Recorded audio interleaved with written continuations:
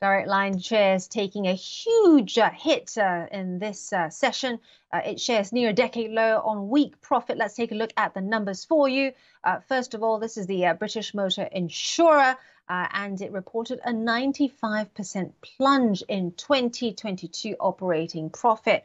Now, behind the weakness, inflation, which drove up the repair costs of its clients. The company is also warning that this year might be impacted by higher than previously thought claims inflation as well. Now, Direct Line shares, including some of the session moves, are down around 28% year to date. But at the moment, if I zoom in here for you, it's down around 4.7%, as you can see at this red candle. Now, there's a clear downward momentum there, and we continue lower. If that candle chart continues to move low, we could see lows that have not been seen for almost a decade, as I mentioned earlier.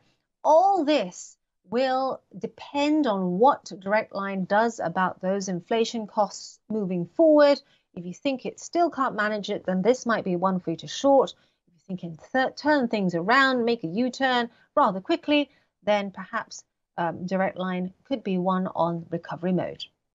For more videos from us here at IGTV, join us on Twitter at IGCom, Instagram, and subscribe to our YouTube channel.